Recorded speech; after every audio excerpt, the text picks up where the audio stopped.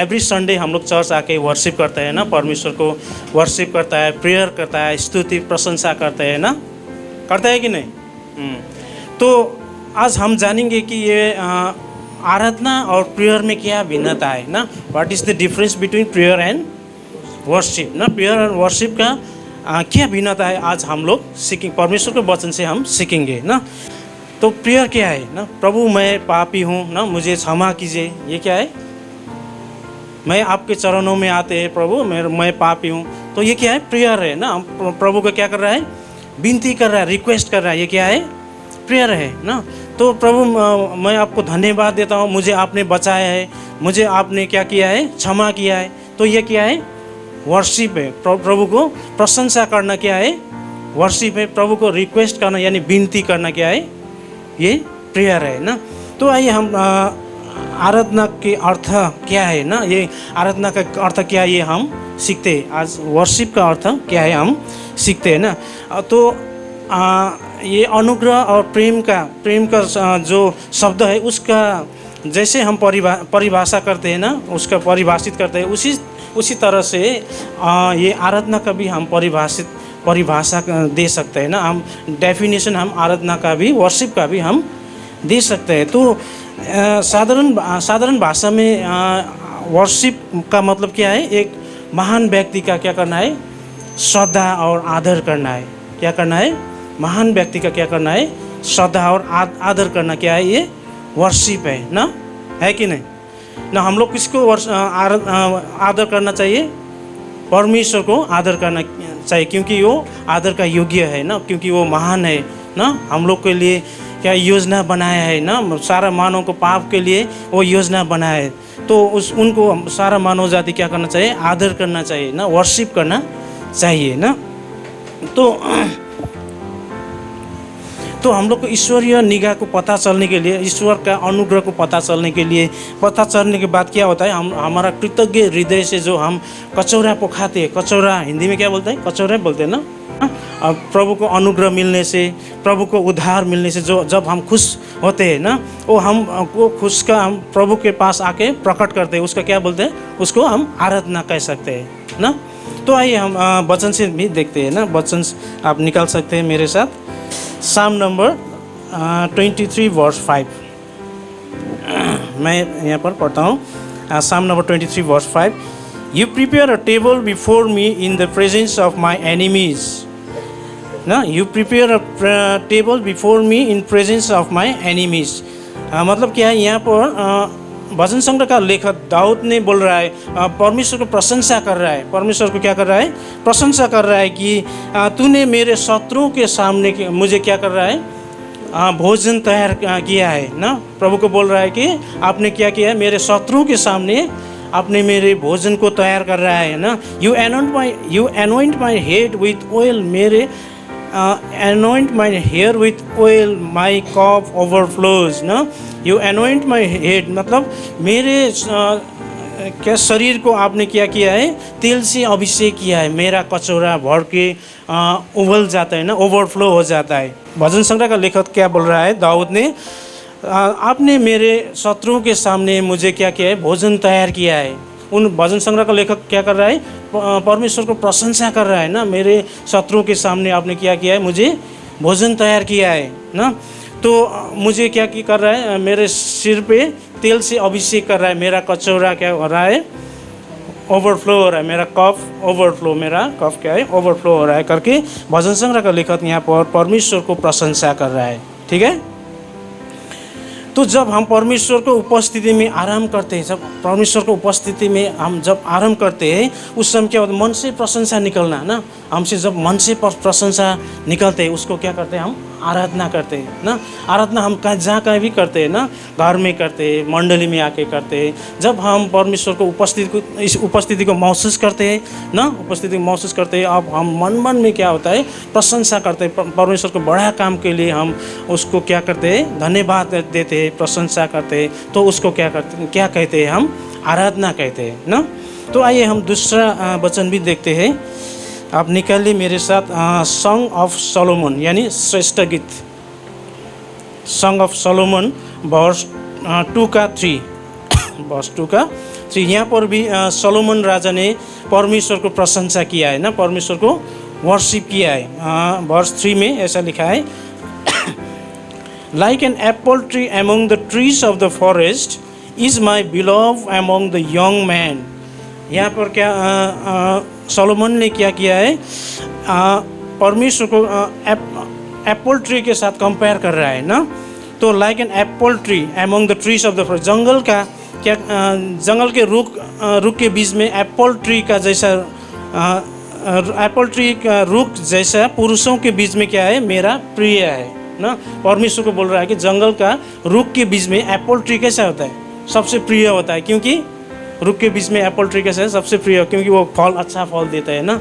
इसलिए पुरुषों के बीच में प्रभु को क्या ये एप्पल ट्री का जैसा कंपेयर कर रहा है, सबसे पुरुषों के बीच में प्रिय है बोल के यहाँ सोलोमन ने प्रभु को प्रशंसा कर रहा है ना।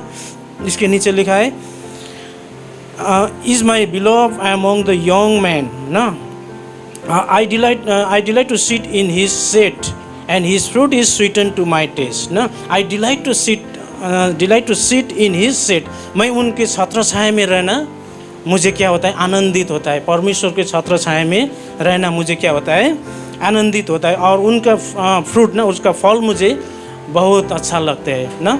तो सोलोमन राजा ने यहाँ पर परमेश्वर को ऐसा प्रशंसा कर रहा है ना, परमेश्वर को क्या कर रहा है, प्रशंसा कर रहा है। तो आराधना क्या है, हमारा हृदय का काम है ना, हृदय का काम है। न तो ये क्या है, हम आशीष पाने के लिए या कुछ ज़रूरी कुरा पूरा करने के लिए ये क्या है, परमेश्वर की तरफ आना नहीं है। ये क्या है, आराधना क्या है, परमेश्वर को हृदय की बात ना, हृदय में आनंदित होना ना, हृदय से आनंदित होके परमेश्वर को प्रशंसा करना, ये क्या है, आराधना है ना। तो आइए हम दूसरा वचन भी देखते हैं, यूहन्ना का पुस्तक 4:24 में हम यहाँ पर पढ़ते हैं ना, चाहिए यहाँ पर लिखा है ना, God is spirit and his worshipper must worship in spirit and truth ना। आत्मा और सत्यता में हम लोग परमेश्वर को क्या करना चाहिए, वर्शिप करना चाहिए ना। तो ये हुआ आराधना का अर्थ ना। आराधना का अर्थ आप लोग का समझ में आया होगा ना। आराधना का अर्थ क्या है, कोई एक महान व्यक्ति को क्या आदर श्रद्धा क्या चढ़ाना है ना। तो आइए हम दूसरा पॉइंट जाते हैं। तो किसको आराधना करना है, अब हमको किसको आराधना करना है ना। धर्मशास्त्र में ये विषय में अति स्पष्ट आदेश दिया है। हम लोग को क्या किया है, ये धर्मशास्त्र बाइबल में इस किसको आराधना करने है, इस विषय में बहुत अच्छा तरह से क्या किया है, आदेश दिया है। आइए हम ये भी दिखता है लूक के पुस्तक 4:8 में, जॉन 4:8 में ऐसा लिखा है कि Jesus answer, it is written, worship the Lord your God and serve him only. क्या किया है, worship the Lord. Jesus answer मतलब जब यीशु क्रिस्ट को शैतान ने परीक्षा लिया था ना, उस टाइम यीशु क्रिस्ट ने शैतान को आंसर कर रहा है यहाँ पर ना, शैतान को आंसर दे रहा है। It is written, worship the Lord God and your God and serve him only. तूने परम प्रभु परमेश्वर, अपना परमेश्वर को क्या करना है, दंडवत करना और केवल उनको सेवा करना है। क्या करना है, तो सिर्फ परमेश्वर को दंडवत करना है ना, केवल उनको सेवा करना है। तो हम किसको आराधना करना है, केवल परमेश्वर को आराधना करना है ना, उनको सेवा करना है। यहाँ पर क्लियर, हम लोग को क्लियर ऑर्डर दिया है ना। तो हम लोग क्या करना है, मूर्ति को पूजा नहीं करना है। हम लोग पहले तो मूर्ति का बहुत पूजा करता था ना, तो अभी क्या करना है, मूर्ति पूजा नहीं करना है, सीधा हम क्या करना है, परमेश्वर को वर्शिप करना है। तो यहाँ पर लिखा है एक्सोडस में, थोड़ा आगे निकालिए तो एक्सोडस वर्स 20:3 में, you shall have no other God before me ना, मेरे सामने तुम्हें कोई देवी देवता न मानना। यहाँ पर क्या लिखा है, मेरे सामने तुम किसी देवी देवता को न मानना। हम लोग क्या करना है, परमेश्वर के सामने किसी देवी देवता को न मानना है, मूर्ति पूजा हम लोग नहीं करना है। यहाँ पर परमेश्वर ने हमको आज्ञा दिया है ना। तो और मनुष्य को भी आराधना नहीं करना है, हमको क्या करना है, मूर्ति को भी पूजा नहीं करना है ना, मनुष्य को भी आराधना नहीं करना है। दूसरा वर्ष निकालिए तो यहाँ पर क्या लिखा है कि मनुष्य को भी हम लोग क्या नहीं करना है, आराधना नहीं करना है। तो यहाँ पर लिखा है, as Peter enter the house Cornelius meet with and fell at the at his feet in reverence. जब पीटर पत्रुस क्या कर रहा था, घर के अंदर जा रहा था, तो कॉर्नेलियस क्या किया, तुरंत जाके उसके पाँव में दंडवत किया है ना, दंडवत किया है ना, वो वर्शिप किया है। तो उन्होंने क्या बोला यहाँ पर, but Peter made him get up. Peter ने क्या किया, उसको उठाया ना, get up, stand up. He said I am only the man my self. मैं क्या हूँ, मैं मनुष्य हूँ, मुझे दंडवत करने का कोई ज़रूरत नहीं है ना। तो पीटर ने क्या किया है, कॉर्नेलियस को तुरंत उठाया कि और बोला कि मैं मनुष्य हूँ, मुझे दंडवत करने का कोई ज़रूरत नहीं है। तो हम लोग क्या करना है, मनुष्य को भी कोई दंडवत करने का, वर्शिप करने का ज़रूरत नहीं है ना। और दूसरा, हम लोग स्वर्गदूत का भी आराधना नहीं करना है। परमेश्वर ने आदेश दिया है कि स्वर्गदूत का भी आराधना नहीं करना है। ये आप लोग घर में जाके पढ़ सकता है, रेवल्यूशन 22 का 8 और 9 में ये लिखा है। तो ये मैं नहीं पढ़ना चाहता हूँ क्योंकि ये ज़्यादा लंबा हो जाता है ना। तो हम लोग किसका आराधना करना है, हम लोग किसका आराधना करना है, हम लोग पिता परमेश्वर को आराधना करना है। क्यों करना है, क्योंकि पिता परमेश्वर ने हम लोग का प्रेम किया है ना, उन्होंने एकलौते पुत्र को दिया है हमारे लिए, हमारा मुक्ति और अनंत जीवन के लिए योजना बनाया है ना। इसलिए हम क्या करना है, परमेश्वर को, पिता को आराधना करना है। तो ये वचन हम देखते हैं, फिर निकालिए तो यूहन्ना का पुस्तक जॉन वर्स 4:23 में फिर हम जाते हैं ना। Yet a time is coming and has now come when the true worshipper will worship the Father in spirit and in truth ना। समय आ रहा है, अभी समय आया है जब क्या करता है, सच्चा आराधक परमेश्वर को क्या करता है, आत्मा और सत्यता से हम सत्यता से पूछते हैं ना। जब सत्य आराधक ना, true worshipper will worship the Lord in Lord in spirit and truth ना। सत्य क्या है, स्पिरिट और आत्मा और सत्यता में पूछते हैं ना। और for they are the kind of worshipper the Father seeks ना।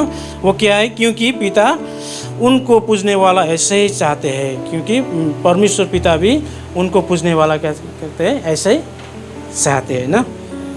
तो हम क्या करना चाहिए, परमेश्वर पिता को आराधना करना चाहिए।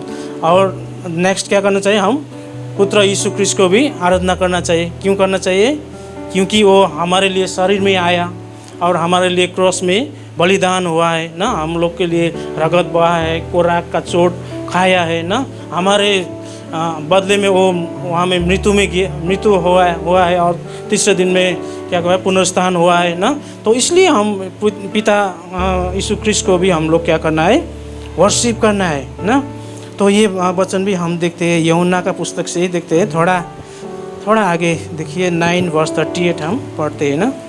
Then the man said Lord I believe and he worship him. यहाँ में क्या है कि एक ब्लाइंड मैन को क्या कर रहा है, यीशु ख्रीष्ट ने चंगाई किया है ना। एक अंधा मानिस को यीशु ख्रीष्ट ने क्या किया है, चंगाई किया है, आँख दिया है। तो फिर यीशु ख्रीष्ट ने उसको बोला है कि do you believe in the son of man. Yeshu Khrist ने क्या बोला है, क्या आप परमेश्वर को पुत्र को विश्वास करते हैं। तो क्या ब्लाइंड मैन को यीशु ख्रीष्ट ने पूछा है, उसके उत्तर में यहाँ पर क्या लिखा है, देन द मैन सेड ना, ब्लाइंड मैन जो आँख रोशनी दिया है उसको ना, Lord I believe and he worship him. क्या बोला है, लॉर्ड आई बिलीव ना, मैं क्या करता हूँ, विश्वास करता हूँ, और मैं क्या करता हूँ, विश्वास करता हूँ, और मैं क्या करता हूँ, आपको आराधना करता हूँ ना। अब तो क्या करना चाहिए, हम यीशु ख्रीष्ट को भी आराधना करना चाहिए ना। और तीसरा क्या है, पवित्र आत्मा को क्या करना है, आराधना करना है। ये पवित्र आत्मा को आराधना करने का कोई निर्देशन नहीं है, तब भी हम पवित्र आत्मा को आराधना करना चाहिए। क्योंकि पवित्र आत्मा क्या है, त्रिएक परमेश्वर का एक व्यक्ति है ना। त्रिएक परमेश्वर का एक व्यक्ति होने के नाते हम पवित्र आत्मा को क्या करना है, आराधना करना है। ठीक है, किस को आराधना करना है, हम लोग परमेश्वर पिता को आराधना करना है ना, पुत्र यीशु ख्रीष्ट को आराधना करना है, और पवित्र आत्मा को आराधना करना है।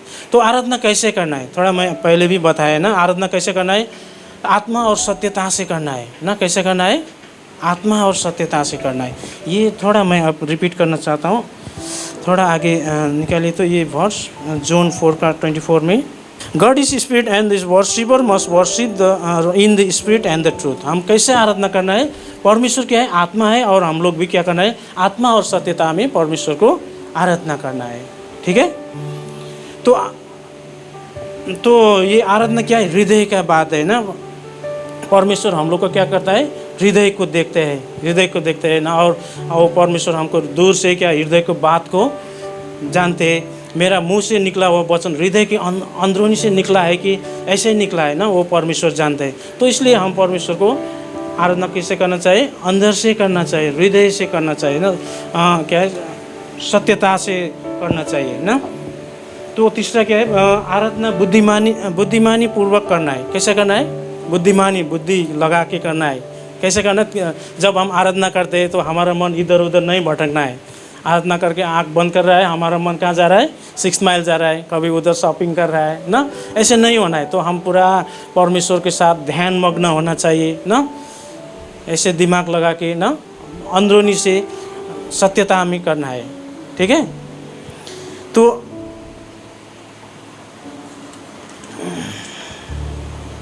तो हमारा हृदय का क्या है?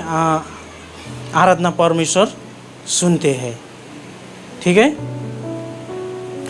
तो अंत में मैं आप लोग को बताना चाहता हूँ, आराधना क्या कहाँ करना चाहिए हमको?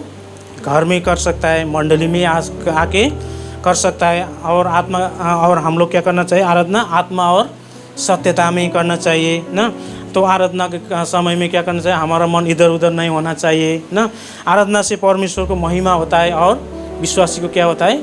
आशीष प्राप्त होता है ना। आमीन।